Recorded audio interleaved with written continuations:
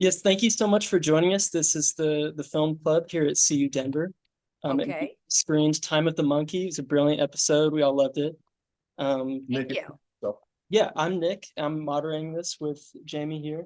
Hi, I'm Jamie. Hello, Nick and Jamie. Yeah. This is Root Beer. She's also moderating. Nice to meet you. Nice to meet you. Yeah, so let's just start with our first question, which is the first chapter of your career. You've been acting. And then recently you've been moving into more writing and directing and producing on top of that. What's kind of inspired the new chapter in your career? Wow, this is professional. Ah, uh, I guess I was always that way a little. How old are you guys? 19. 21. 19? 21? Me Yes. too. And hey, so I think I just always you know, loved moving pictures and the sounds they made or didn't. And I was a child actor, so I sort of didn't really choose any of it, but enjoyed it.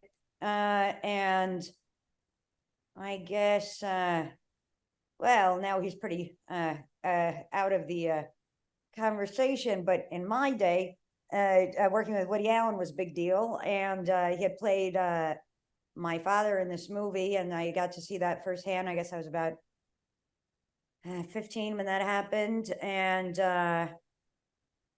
I was like, oh, good. Now I've sort of done this Pee-wee's Playhouse at whatever I was, 6 or something, 5 or 6. So by, I guess, 15 or 16 or something, I was at Tisch at film school, film and philosophy double major, with the goal of being like, okay, now I've done a decade of acting from Pee-wee to Woody, and I now will start making my own things. Because I sort of always loved, I don't know, whatever, Kubrick or something, or Albert Brooks. So it just seemed like the logical next step after a decade of doing it. I think I'd sort of thought I'd peaked as an actor. Like, how do you beat Pee-wee and Woody? I guess you move into the next level of the field. Cool, thank you. And so when you were working as an actor and preparing for a role, what does that look like in part of your preparation process? I work like a dog. I am not trained. I dropped out of Tisch, and there's Root Beer taking a little walk. So I I had never. Well, she's just watching. Yeah. So I am now just I'm watching her take a walk around. But no, I can't wait to talk about my acting process. So I dropped out of school. I never had taken an acting lesson. Mostly I'm fully autodidactic, and I just watched a ton of movies and would read things like Cassavetes on Cassavetes, and sort of understand acting from that level. Or I'd read Sidney Lumet Making Movies, or what's the Nick Ray one? Where's Walter? I Was Interrupted, I think it's called, right? And so I would sort of like get my almost acting information, I guess, from those things of like, what to do or not do. And then when I dropped out of Tisch, I became a full-time student at the Film Forum, and I'd stay there and I'd watch the quadruple feature. I just sort of study the calendar, and that's how I'd learn about, like, pre-code Hollywood or something, or noir, or Fassbinder. And so I guess I was sort of picking and choosing like what styles I liked or didn't like, and then sort of like researching in a way. Back in my day, we had these things, books, and you'd walk in and you'd really go down a rabbit hole. Like, one thing would lead to another. These days, Sam Rockwell, another New York actor, who kind of had a long road of it, said to me, I was sort of talking to him about something, and he was like, you should really be working with my guy, Terry Knickerbocker. And I was like, huh, what's an acting coach? And I think that what had happened is, after Orange is the New Black, maybe I was trying to figure out, like, I think I'd been, I was going to do this movie with my friend, Danny Perez, this movie Anti-Birth that Chloe Sevigny was in as well. And I was like, oh shit, you know, now that I'm on this TV show, I can't, you know, I've got to make sort of, I can't play the same character, you know, so I started working with Terry to figure out these sort of like nuances of how to, I don't know, there's a lot of people that I guess are these sort of like soft touch players in a way, like that's why I love Peter Falk so much, you know, it's sort of what he does in Wings of Desire or in Husbands or A Woman Under the Influence or Columbo. In a way, it's like, you know, it might seem like it's of the same, but they're each so specific and dialed in. And I personally love that kind of thing. So Terry, I think, would really help me sort of like carve out, even then moving into Russian Doll and then into Poker Face, you know, these really specific ways to kind of keep something so close to the bone that it felt organic and not like a put on, but also that the micro choices were so specific and dialed in that you weren't ever phoning in a character. TBD if it works or not, but I sure work very, very hard at it. And I'm also a very intense, you know, I really believe in being so off book that you have the freedom to be loose. I think I'm probably much more mathematic than it seems. It's a very organized chaos type of operation I'm running here. So I like to be like so fucking prepared that we can throw the pages away altogether, you know? And you've worked with so many different types of directors, be it Woody Allen or Jamie Babbitt or now with Ryan on Poker Face. What makes a good set and what makes a not as good set, right? Like what's creating that atmosphere? How does the director create that on set? How does that look like? Well, in the case of Ryan, you know, he's extraordinary in that he really sees the movie, you know, or I guess in this case, the TV show. So, I mean, it's also really fun, you know, having been in the writer's room with him, even watching, you know, him sort of like draw out, it's like everybody's talking in their Zoom boxes or, you know, on the whiteboard in the room. And he's sort of like sketching in a little notebook and he's sort of like drawn out the episode, you know, as a map. And oh, I'm so sorry. It seems like Root Beer might have to pee. And so he really knows what it is. So I think sometimes you'll have an experience with a not as good director. Like I'll be late at night, be walking the streets of the East Village, walking Root Beer around. If you want to go pee, it's out there, not in the house. And so then, you know, and I'll sort of like realize in that moment what the scene should have been and be kind of kicking myself like, ah, shit, I just cracked it. And that doesn't really happen with Ryan. With Ryan, it's like you go home and you sleep soundly because he wouldn't have let you go home if you didn't have it. And so he's really very special in that way. And what ends up happening is, you know, everybody feels like the captain is on deck. And so everybody is very, you know, relaxes. I think when there's not a plan or something, it's hard, or when there's not a vision. So the vision and the plan is so strong with him. And, you know, so even if you're doing something like, there are certain moments where he has a really specific shot in his mind. For example, in the Poker Face pilot, there's like the moment where I guess Adrian Brody jumps off the balcony, not a spoiler alert. And I kind of go like this with my hand, and it's almost like to Home Alone or something.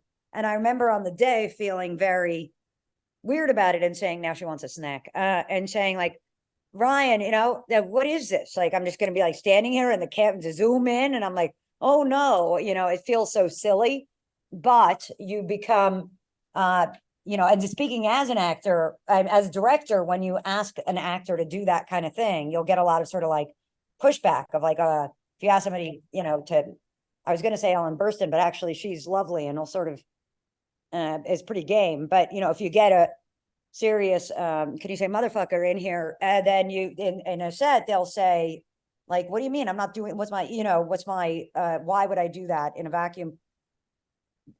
Ryan has a really great way of like, because the environment is so solid, you're like, okay, fine. You know what I mean? I'll just go like this. And then you see it in the show and you're like, oh, I see. He kind of knew what he meant, didn't he? So it's, I think that's sort of an interesting example of what makes it feel safe or not or something. Right. So you starred in and also directed The Orpheus Syndrome, which is such a brilliant episode of Poker Face. And so what's the unique challenges, but also kind of blessings of directing something you're also acting in? Well, I also co-wrote it with Alice Jew, Yes. who does a knockout human being, brain writer, and she was with me also on Russian Doll, and she is extraordinary. And so yeah, what's the question? What are the challenges? Yeah, sort of how does that change the dynamic from you're just acting in something to now you're acting and directing? You know, having done all the jobs with the Russian Doll, it's not like new to me, or even new as a concept. You know, Charlie Chaplin and I don't know who else. Walter Wright, Albert Brooks, Woody Allen. I mean, there's the list goes on. Maybe Elaine May, right? I think there's a sort of no shortage. So it's sort of like fun in a way, and I think there's a pretty significant lineage there of people that enjoy that kind of thing. It's almost I can feel my feet start to walk like Charlie Chaplin when it happens, because it's like you're wearing so many hats that you're almost a little bit silly in it. It's like you become a merry prankster because it's so absurd that you'd be doing all these things that it's like you really focus up, and it's much more fun for me because I'm sort of like on high alert, and my brain is really at attention, as opposed to sometimes if you're for me, sometimes the experience of just acting can be like you're sitting in a trailer and you're kind of like you sort of take a nap during lunch, and then you kind of snap back to it after, and you're like, oh right, touch up, oh fuck, that's right, I was wearing the t-shirt from that, right, of course, you're like a little bit they bring you to set, and then you get there and it's kind of like you wait, you play with your phone or something, if it's the 90s, you read some Nietzsche, and I don't know, it's not quite as like alert as opposed to if you're also directing while you're kind of doing it, you're kind of fully dialed in the whole time, and it's like your brain isn't even thinking about sleep, you're just thinking about like the shots you got to get, and you know what I mean, you're like you're inside the experience. From me, it's like a more inside experience, and it's very fun with the crew, because it's not like you're having this experience of like this weird it's a really shitty thing that they've architected with sort of like this actor bubble and crew bubble. It's so much more fun when it's like a united front. And so when you're kind of, for me at least, when I'm toggling in that way, I feel much more like inside the holistic experience of the entire operation, and it's really joyful because it becomes a full collaboration, like from in every direction, as opposed to something more myopic. It's like suddenly like all of a sudden also everybody's concerns make sense. I think sometimes if you're just acting, you're like, God, like why are they fucking relighting this thing again? Don't they know that we need more takes? We haven't nailed the scene yet. But if you're suddenly doing both, you know exactly why you're doing that. It's because it's not quite right. So you have more, in a way, it's like doing more things creates more space and more patience. Hey, Natasha.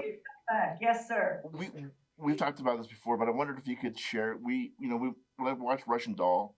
I felt this real like cathartic, emotional response to the end of it. It kind of demonstrated, like for me, this real generosity of emotion and spirit that you were showing. Like this kind of like you're sharing something with us and sharing maybe part of your journey. Kind of intimated it when you talked about Sam. But can you share a little bit about your journey, kind of hitting that bottom and finding your way up now. And now you're Old Navy lady now. You're everywhere. So tell us a little bit about what that was like at the bottom and what the next day looked like after you found yourself there.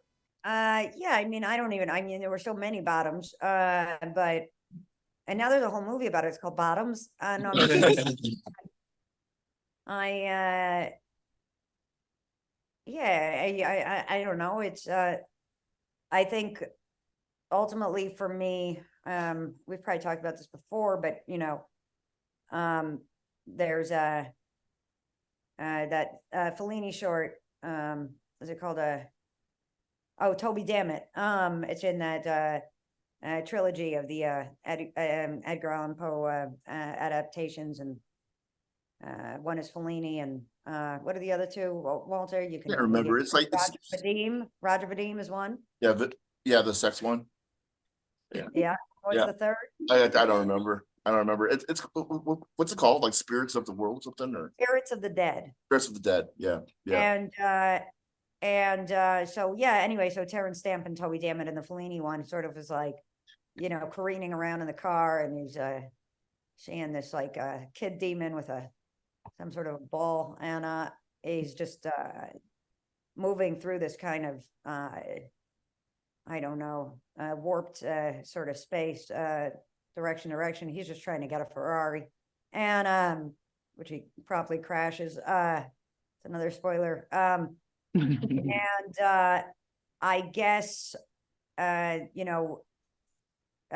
of like my teenage peak in the business really felt a little bit like that, of a bit of a fun house. Like, what's this all for? Like, who is it for? And who cares? Is it about like winning? Is it about, I mean, I can't even imagine with your generation, you guys with this social media and everything, but it's like sort of, is it about self-promotion? Is it about winning at life? What is this? It's at its core, it's really supposed to be about the arts and making things and collaborating with people and ideas and, communicating with each other. So anyway, I dropped out and went on a search to kind of like find that, and almost like a narc, in too deep. I got lost in it pretty far, and finding my way out of there was pretty wild too. And then on the other side was this Mike Lee play, and that was pretty it was a pretty good way home. And yeah, I'm not sure exactly what the question is. How can I help you? How'd you do it? Where do you find strength and inspiration? We have a room full of kids today that are like, I don't mean to call them kids, young people who are on the cusp of pain and disappointment sometimes, and right. Right, at all times. At all times. How do you pick yourself up? Right. Oh, and I will say a word on Old Navy is I always think it's a sort of like a surrealist exercise that somebody like me can wind up in something like that. Is very funny because my reputation's right there on the internet, available for anyone to see. So I always think it's pretty funny, and that's happened. I think it's probably it's healthy for people to find out that that's possible in a life, to go from here to there and back again and whatever. So on pain, I would say it's sorry, this is root beer's water. I'm a mother. Hold on. I'm back. So I mean, yeah, it's like a lot of dark nights of the soul are involved in this your chosen profession. Mostly because I think, like we want, to be like, seen and heard and understood, and for people to get the stuff that we're making. And it doesn't always go that way, and it's really brutal. Because it just feels like, soul crushing. And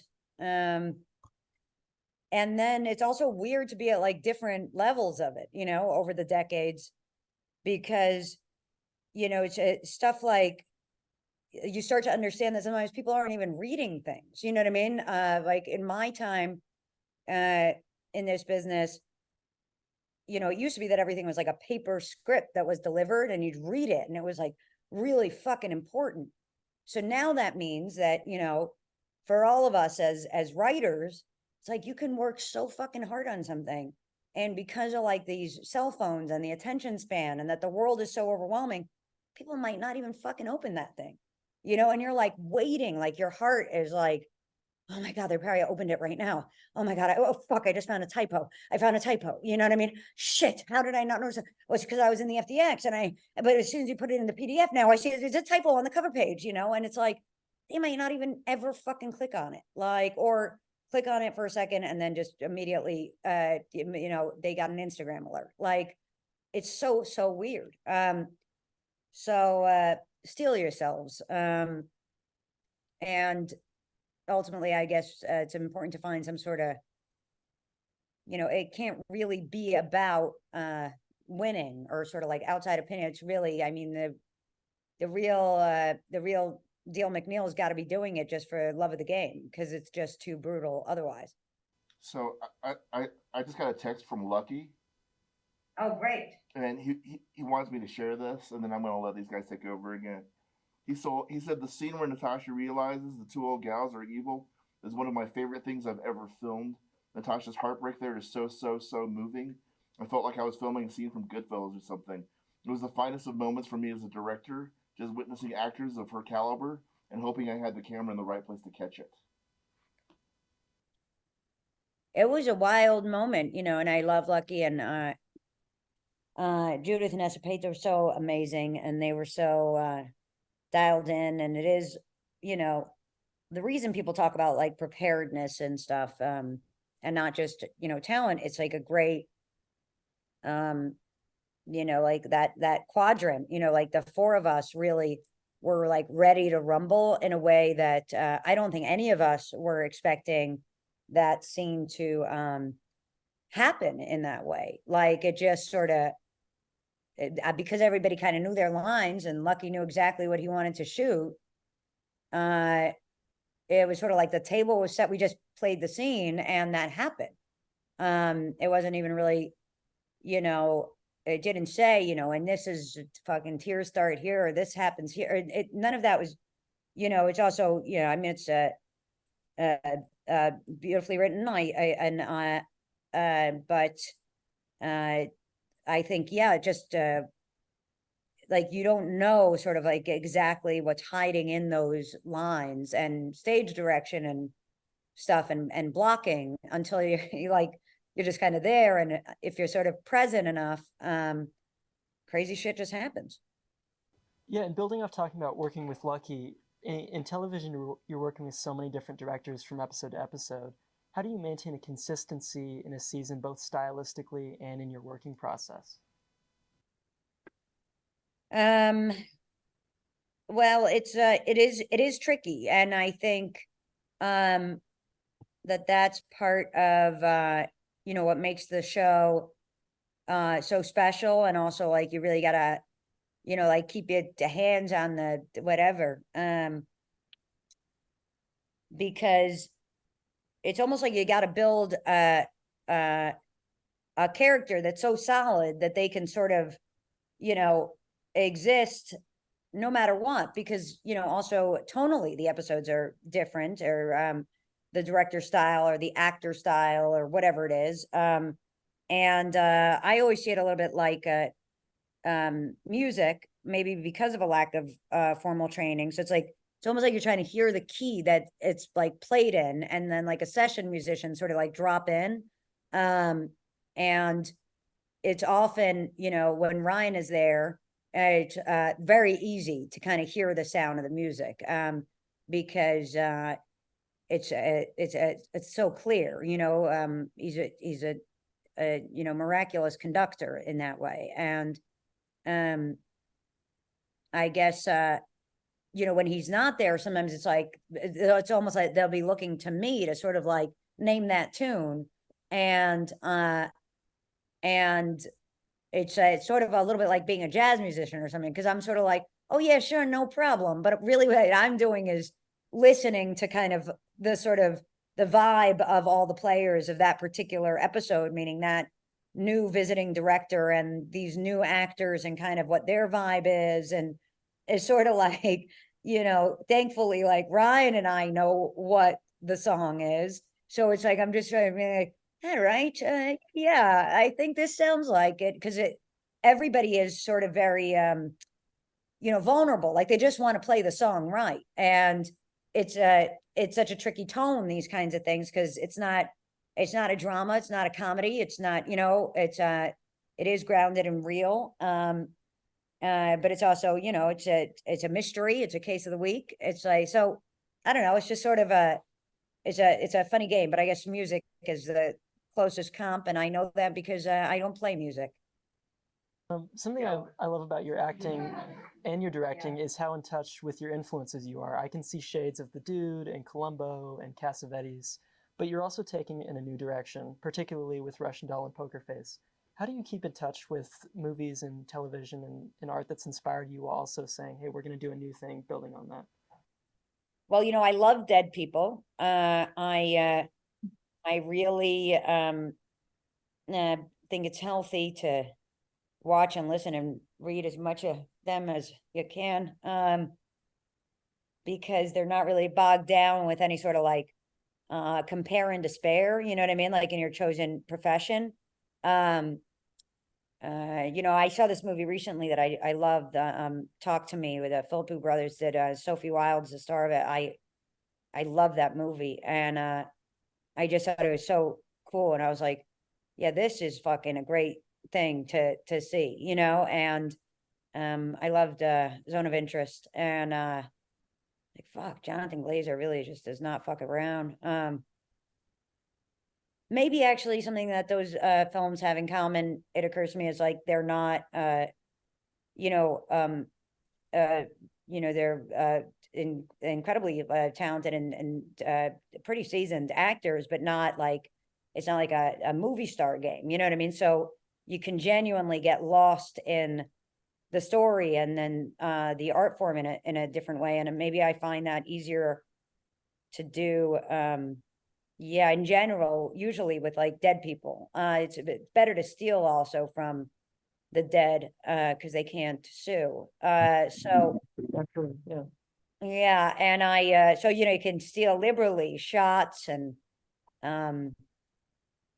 you can steal like Jenna Rollins and Woman in Influence goes like, all the time. You can just steal that whenever you want.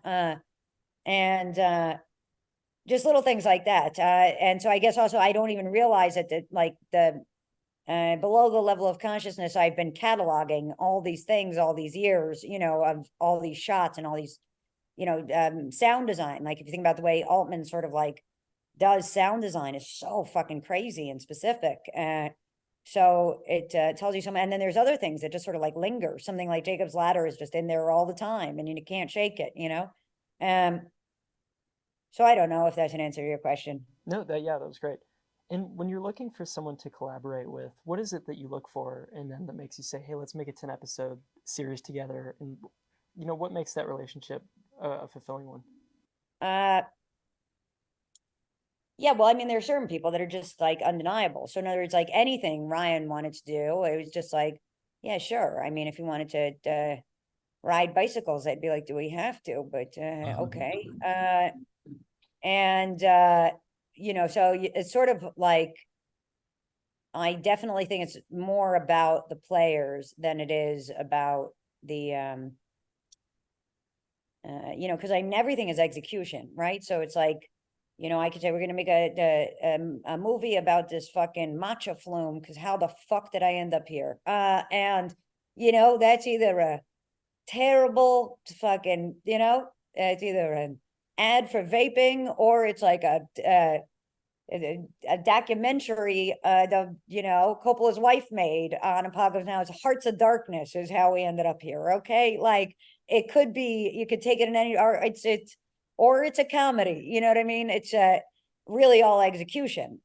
So it's, I think that's mostly what sort of like, binds me to, something at this point, is I'm just looking for like, who do I get to play with and hang out with? Right.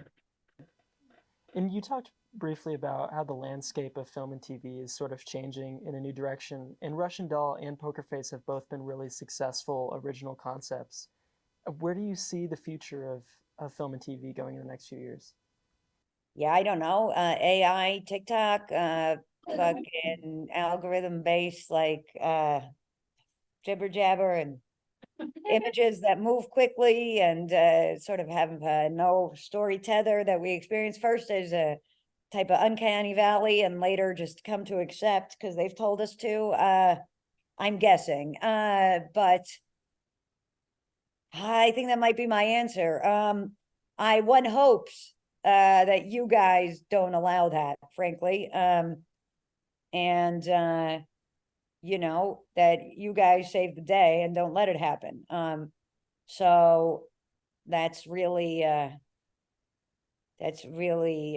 probably, I guess, important. And who knows, maybe the future of evolution is that it's not important at all. I couldn't tell you, maybe we're meant to head into this fucking Blade Runner dystopia or something. I don't know.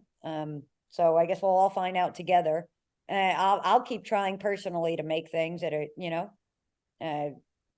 somehow interesting to me, I guess. Hopefully you guys will do the same. Jamie, if you'd like to go Yes. into audience questions. We're going to start with audience questions. First, can we have Savannah Brassel come on down? If you would like to. If you would like to, otherwise I can ask your question. Just right This there. is, Yeah. this is for you. Hi, I guess I'm starting today. It's so nice to meet you. Hey, Savannah, nice to meet you. So I have, is it okay if I do Katie's as well? I put in Discord. Sure. Okay, cool. So my question was, in our department, we hear a lot about like defining your genre in film and just sticking to that one area. And with your work, I tend to notice it follows that genre of like that dark, real comedy, which I love. But with that in mind, how important do you believe it is to define your genre when you're breaking into the industry? So defining a genre, well, I guess I think it's pretty important to have like a sense of self, or like a underlying sort of like personhood or ethos or sort of thematic North Star one can tether oneself to as a person and an artist, and then that can you got to be able to like find some sort of something to cling to in whatever situation, so that ideally it's kind of like an accident, meaning, so on Instagram stories, I am always blowing it up because it's so easy, because my algorithm is somehow trained to just fucking give me nonstop like fucking Simone de Beauvoir quotes and fucking pictures as Salvador Dali and an anteater and I don't know what, but it's like it's all right there. So it's just I'm not digging in the archives or anything. It's like here comes David Byrne in his Talking Heads outfit, like squiggling around in that big suit or whatever. It's it just kind of I think that's probably a bad thing. It means I'm not likely to stretch much. But I just really think it's important to do a lot of homework at the age that you guys are and really like figure out what you like and what you don't like. I remember Danielle Brooks, who I was with last night. She was honored by Oprah for The Color Purple, and her speech, I was crying like a baby with her mom and dad and brother at the table. I mean, it was like pretty profound. And I love Danielle, and obviously we did 7 seasons of this prison show together. So it's almost like, we're bound for life. And, at some point Danielle was like, give me a list of those movies that you're always talking about, because I'm, Mr. Movie Phone. And I sent her the list, and it's, mostly this kind of like 70s auteur cinema shit that we all are trained to like. And, you know, of course, there's some, kind of like these, you know, the classics and the Kurosawas and whatever, the Bergmans and, you know, yes, there's some, whatever, black and whites in there too. And she calls me up and she's like, so every girl in these fucking movies is like an Aryan demon. You realize that, right? She doesn't talk like that. That's my interpretation. Danielle doesn't speak like a disgusting mafia boss in the way that I do. But she was just sort of gently like saying, I mean, not so gently, but I'm paraphrasing.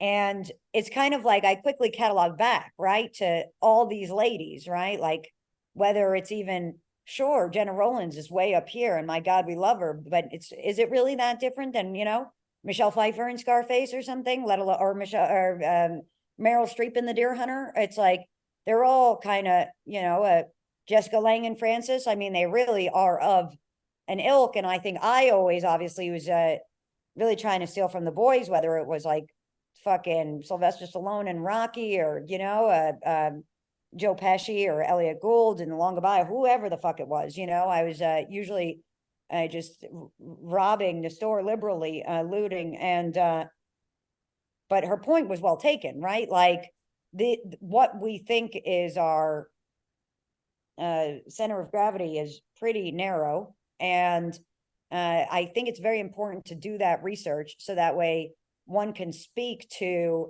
hey, these are the things that are fucking wrong with all of the things that we hold up as being, you know, the, you know, ultimate in filmmaking. It's not necessarily true. Like there's conceivably an entire flip of the prism in which the world is seen completely differently. And we've never even, you know, we haven't even scratched the surface of that. So I think it's very important to sort of like, you know, like, I think it's important to sort of know what's come before and know sort of like what rules to fucking say, fuck you. You know, I mean, even Dennis Hopper doing like Easy Rider, it's basically like that movement sort of, you know, begins as a fuck you to the system. Like, you know, there's everything is a fuck you to like what's come before. So it's a very exciting time.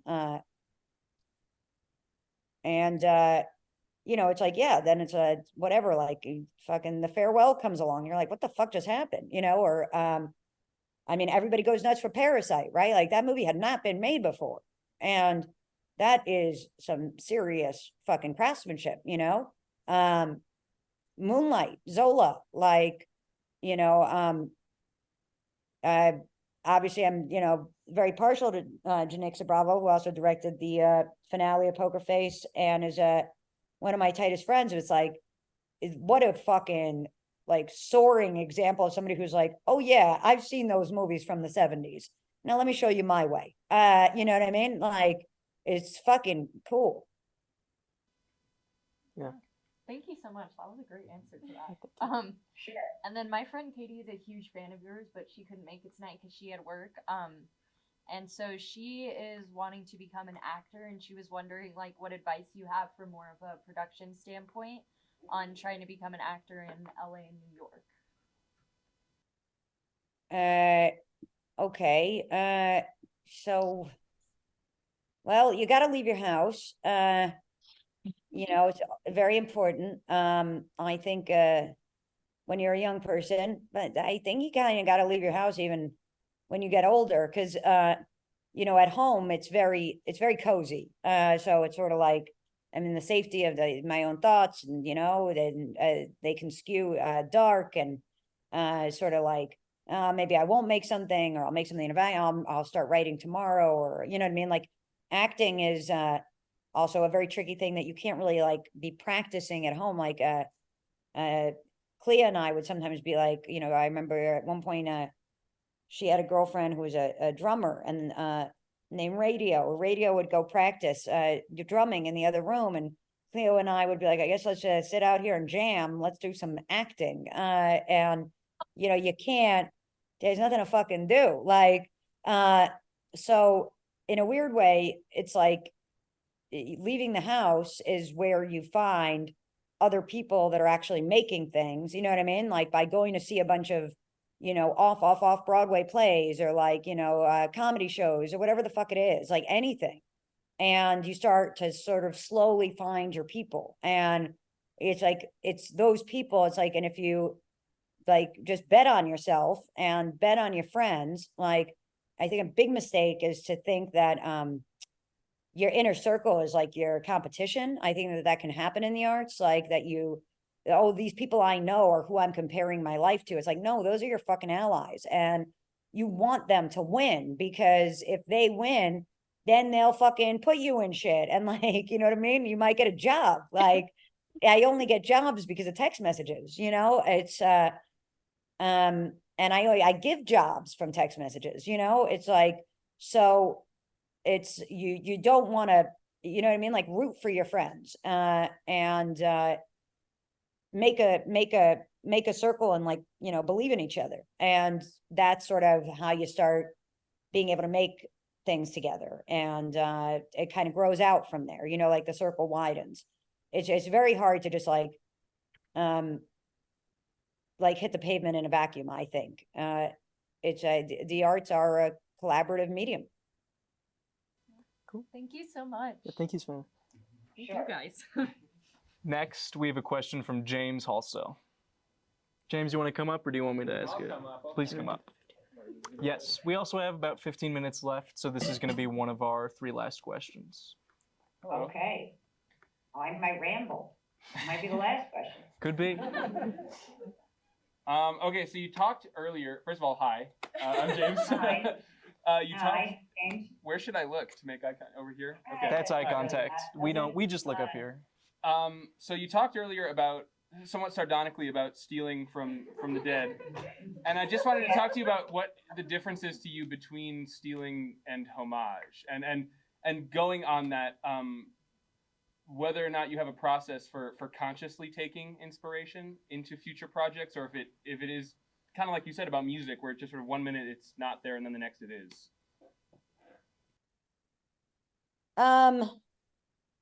Well, it's weird, it's like I'm always kidding and always dead serious. So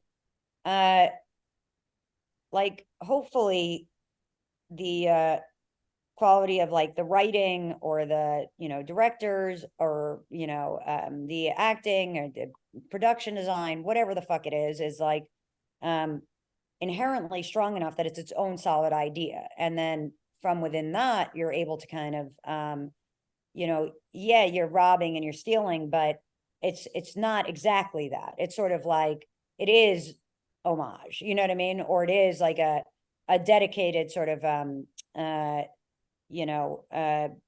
salute. Like, for example, Oatmeal, the cat in Russian Doll, and Me in the Deli is just direct rip from, Altman's The Long Goodbye, and the way Elliot Gould plays Philip Marlowe. It's just, he's got a cat, and, there's some shots of him looking around. But then again, there's some, shots of Lebowski looking around at a fucking store too. And, there's shots of like Sandler looking around in like Punch Drunk Love, I think, you know what I mean? Like those are sort of like, it's an iconic sort of, it's a lineage of homage in a way. Philip Marlowe is sort of an idea on an idea on an idea that, like, through time and sort of film has, continues to evolve up until, Poker Face is another interpretation of it. But they're really like this idea of, someone who's on the case with a kind of a bit of a wacky inner monologue, in any number of ways, is a very specific archetype that you can, break and re-break over and over. So I don't know if that's an answer to your question.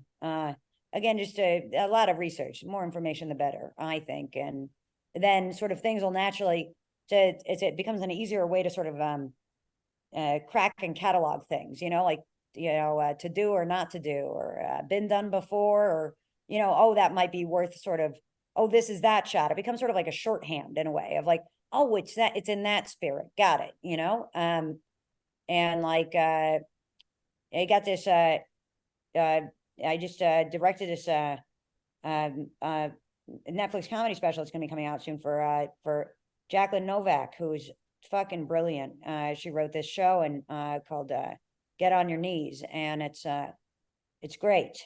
She is really extraordinary, and I was lucky enough to shoot it. I worked with Sam Levy on it, who's a cinematographer from Lady Bird, and also this movie I have coming out called His Three Daughters. It's Ozzy Jacobs' new film, and you know, Sam is fucking awesome. And you know, we were just we had this one camera set up way up in the wings in Town Hall, and that was the Nashville camera because it was going to be on a long Zoom, and it's like we knew we weren't going to use it often, but we just called it the Nashville camera, and we just, you know what I mean, like let that sort of zoom in and out throughout and sort of grab some pieces. So it's almost like you know, in time, it's you know, that's how you sort of communicate. Like, oh, this is prior on the Sunset Strip. What's that palette? Okay, but remember when George Carlin walks in? Right, that vibe. It's sort of like the more information you have, it sort of becomes a little bit like that. But the hope is that you're never actually stealing in any sort of, you know, silly way.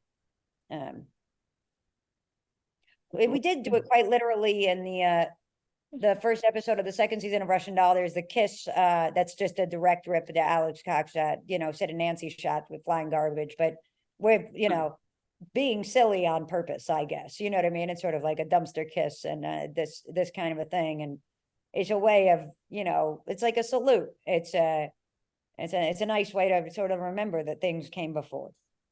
Thank you. Sure. Our final audience question is time for Anne's redemption. Anne, do you want to come down this time? Anne's redemption.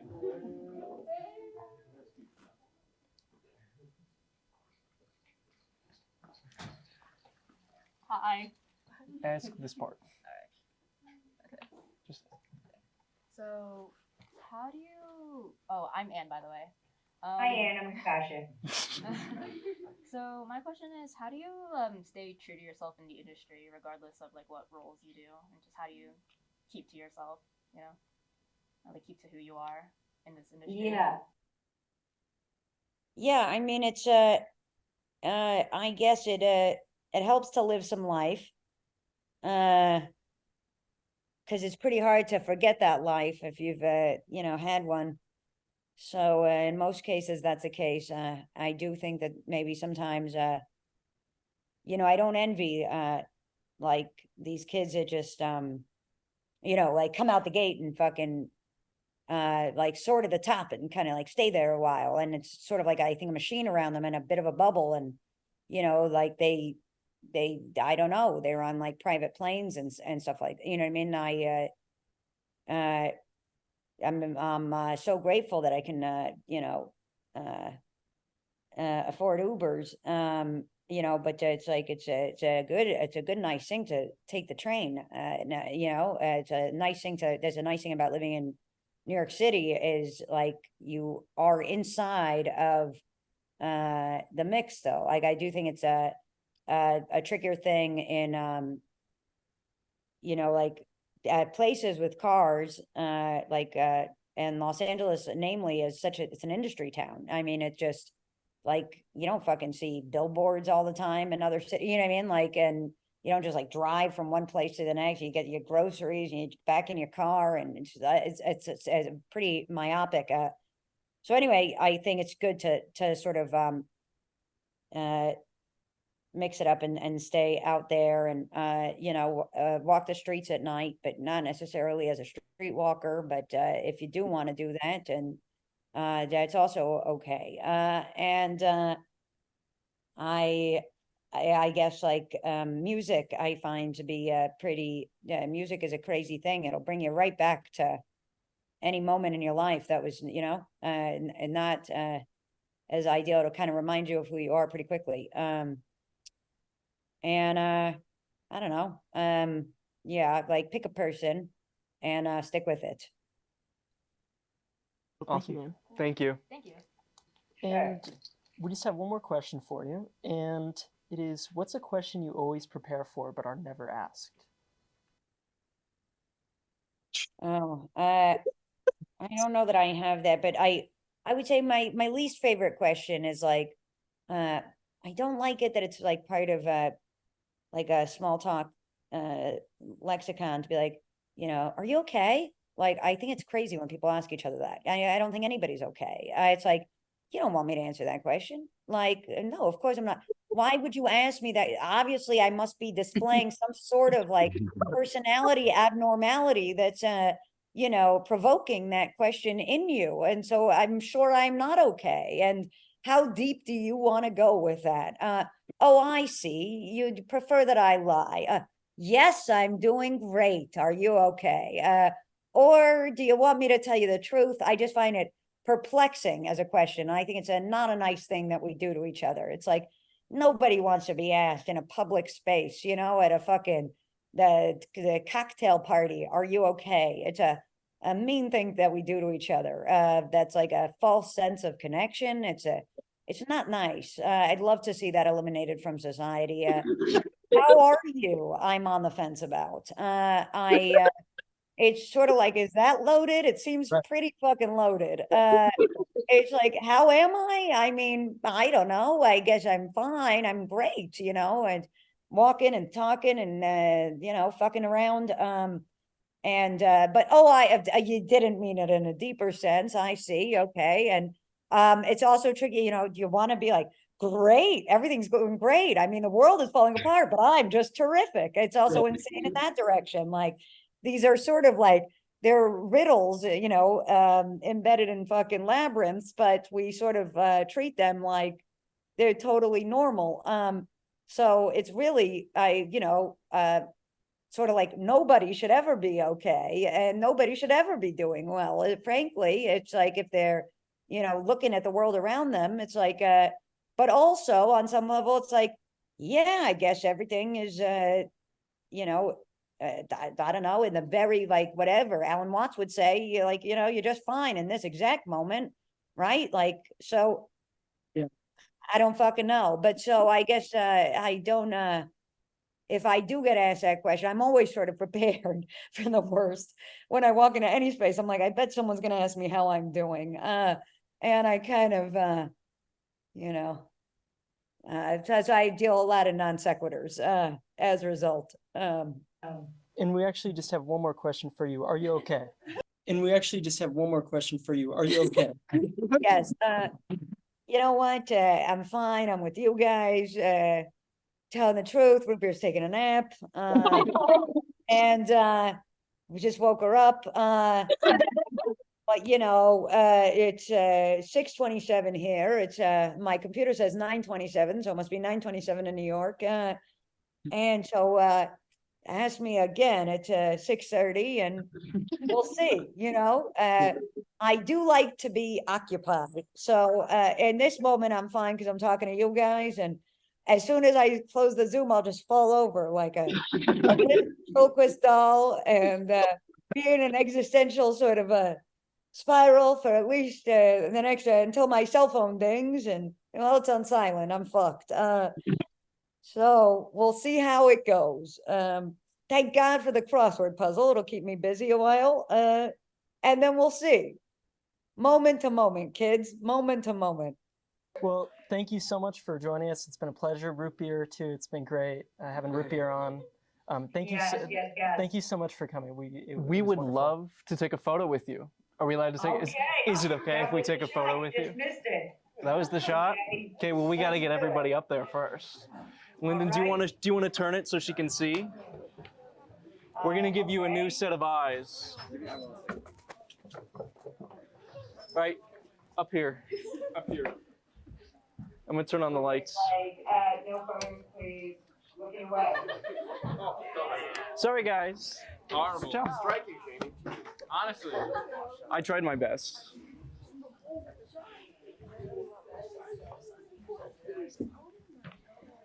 I don't know where the camera is. I'm really gonna have She's right there. Walter will be out there. Sorry. You should be in the front. Go to the front. Go in front of Emily. It's fine. Good. Am I upside down on the ground? Rowan, you're already tall. James, pick me up. Get on it and hold on to my shoulders. Hell yeah. Is this really bad if I get on this? Yeah, Probably so. Next to you, it'll just awkwardly. Can I like get on the third side? Rowan, this is. Thank you. Thank you, Natasha. You guys got the shot? Yes. All right, bye, guys. Walter, thank you so Okay. much. Thank you so much for doing this. You're the Of best. course, honey, you're the best. Yeah, I'll talk to you soon. Okay. All right, Yeah, bye. bye. Bye, guys.